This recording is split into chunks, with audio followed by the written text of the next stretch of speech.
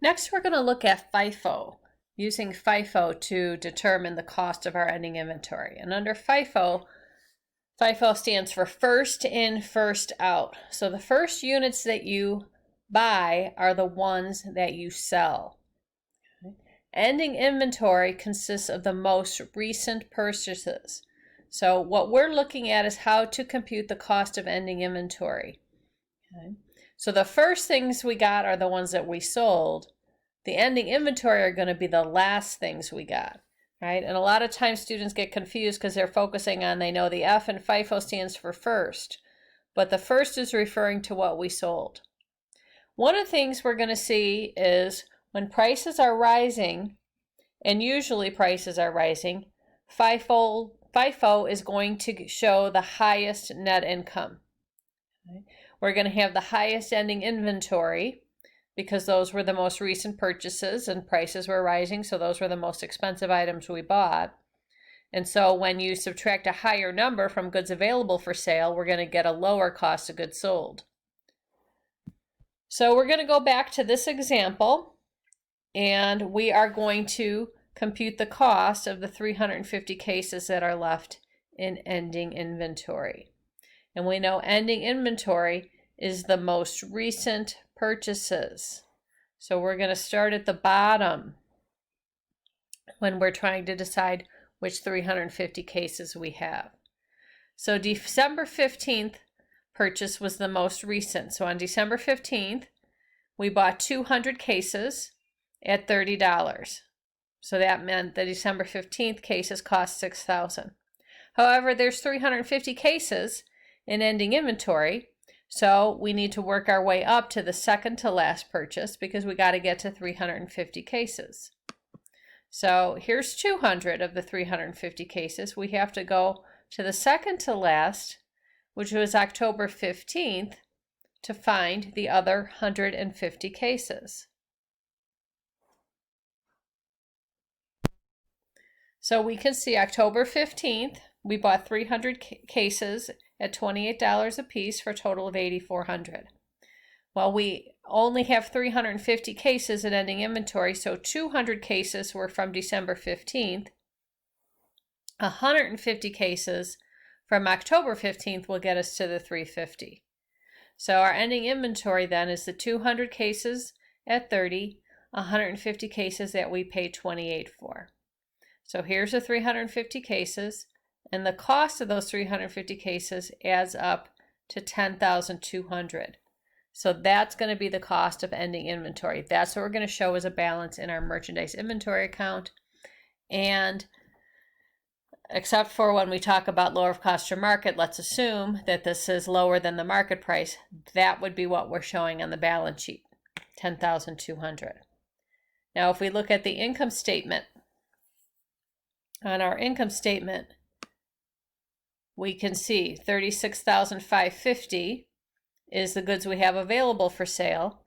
If we subtract our ending inventory of $10,200, that gets us to $26,350 as our cost of goods sold. So we subtract sales revenue minus cost of goods sold. We get gross profit of $73,650. Subtract our operating expenses, net income is $23,650. So we can see how this compares to average cost. Our ending inventory under FIFO is $10,200, net income is $23,650. Now let's see what ending inventory and net income is under LIFO. LIFO assumes the last items purchased are the first items sold. So we sold the last things first. Our ending inventory is going to be the earliest things we bought. And if prices are rising, and usually prices are rising, LIFO is going to give us the lowest net income. So under LIFO, ending inventory is our earliest purchases, the first things we bought. So we start at the top, right? Because last in, first out, the last units are the ones that were sold. So our ending inventory comes from the top, the first things we got. So our beginning inventory was our earliest purchase. Our beginning inventory was 250 cases. that cost $23 each for a total of $57.50. But again, we've got 350 cases in ending inventory, so now we've got to work our way down until we can account for 350 cases. So after the 250 cases, then on February 25th, we purchased 100 cases. Okay. So 100 cases from February 25th will get us to the 350 cases. Okay. If we needed more, if that didn't get us to the total, then we'd go down to the third line to find it. We work our way down till we hit the number of cases in ending inventory. We happen to hit the number of cases after February 25th. So that means, oh, actually this should say 100. 100 cases at $26. There's your 350 cases. And then the $57.50 plus the $2,600 gives us $83.50 as the cost of our ending inventory. Okay. And so $83.50 is what we show on the balance sheet for merchandise inventory, but our ending inventory also affects our cost of goods sold. We had $36,550 available to sell. If we still have $83.50, that means the cost of goods sold is $28,200. Our sales revenue minus cost of goods sold gives us gross profit of $71,800. Subtract our operating expenses, net income is $21,800. So this is how our results end up under the three methods. And we can see FIFO gave us the highest ending inventory and the highest net income. LIFO gave us the lowest ending inventory, lowest net income. Average cost fell in between. And that is what will happen when prices are rising. FIFO gives us the highest, LIFO gives us the lowest, average cost is in between. And so I'll usually ask my students in the classroom, okay, which method would you use if it was your company? A lot of students say, I would use FIFO. I want to show my stockholders and my creditors the highest net income possible. Makes sense? And then I'll ask, well, is there anybody that you want to show that you have a low net income? Is there anyone you want to think that you've got less in net income? And then someone will say, well, when it comes time to pay your taxes, you want to show your lowest net income. So that is the motivation for using LIFO as your method. So just as an example, here's the Ford Motor Company's note about inventory from a few years back. And they tell you that cost for a substantial portion of the U.S. inventories is determined on a LIFO basis. Okay. Other methods were using FIFO. Okay. So here they showed the total inventories under FIFO. They showed what it would have been under FIFO, and then they showed the subtraction to adjust it down to LIFO. So here they used LIFO to get the benefit of the lower net income, to lower their net income, but they showed the readers of their financial statements, well, if we would have used FIFO, we can see we would have been $940 million higher. So you're getting the benefit, but then you're also letting your stockholders know, what you would have shown if you had used FIFO. So that's why a lot of companies, they may use the periodic method to be then adjusting their inventory at the end of the period. So even though I said companies usually want the real-time information, when it comes time to do their reporting at the end of the period, a lot of times they will use the periodic method to figure out that adjustment. Okay, so now we want to look at how you're going to show merchandise inventory in the financial statements, primarily your balance sheet. So cost is the method that you use. So using FIFO, LIFO, or average cost, you get cost. And that's typically going to be the amount that you then use and report on your balance sheet. However, you may use a value besides cost if the cost of replacing your items in inventory falls below cost. So this is where we use the lower of cost or market. So if the market falls below cost, then we're going to report our inventory at market. This is the conservatism.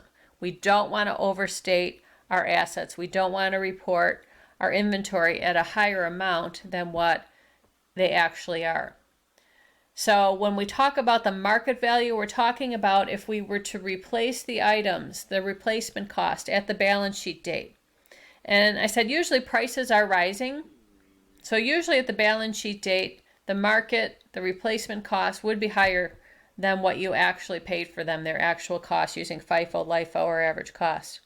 However, there could be a situation where the replacement cost fell below the actual cost. So a decline in price level.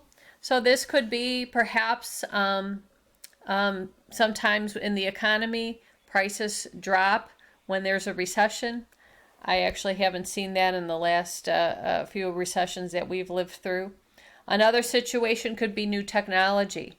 So if a new version of your inventory comes out with a new feature and you have the inventory at the old feature, well, that could make the market value drop, the replacement cost drop.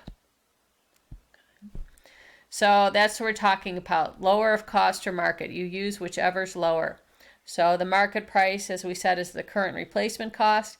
And if this is lower than the cost that we've computed, we have to report the inventory at whichever's lower. So here's an example. They paid $3,000 for its inventory. By December 31st, we see that it can be replaced for only $2,200. The decline appears permanent. So the inventory in our general ledger has a balance of $3,000. We want it to be $2,200 because that's what the market value is now. You can't just change the amount that you put on the balance sheet. We got to make a journal entry. So we want to reduce the merchandise inventory by the $800, the difference between the cost and the market. And then we will debit cost of goods sold. That's what we consider that decline in the inventory. Okay. So on the balance sheet, here they're saying you could show it in my example. They're going to show you on the face of the balance sheet the method for determining the cost, and then whether you're using a lower of cost or market. Typically, this is going to be shown in the notes, the way I just showed you for Ford. So here we're showing merchandise inventory. It was lower of cost or market. Cost was determined using FIFO. You need to be able to see that in the financial statements. Now, our international financial reporting, they call their balance sheet the statement of financial position. You can see that they show their current assets in a different order than we show it. Their cash and cash equivalents is shown last. Okay. Under international financial reporting standards, LIFO is not allowed. It's allowed under US GAAP, but not under IFRS. And then lower of cost or market, they define it a little bit differently. It's the net realizable value. It's if we were to sell it at the end of the year, what would we get for it, as opposed to if we were to buy it at the end of the year. So the selling price plus any costs that you would incur to dispose of your inventory. Last thing we want to look at, the effect of errors on your financial statements. So if we made a mistake in counting or assigning costs, we could have an error in our financial statements. And we can see the error is going to flow through to both the income statement and the balance sheet. And actually the error is going to affect 2 years, right? Because this period's ending inventory becomes next period's beginning inventory. So here's an example, 2 years of financial statements. We find out ending inventory in year 1 is actually $9. So we can see we showed 7, we understated it, and we can see that that ended up in net income being understated. Year 2, our beginning inventory was understated, And we can see that led to our cost of merchandise sold being understated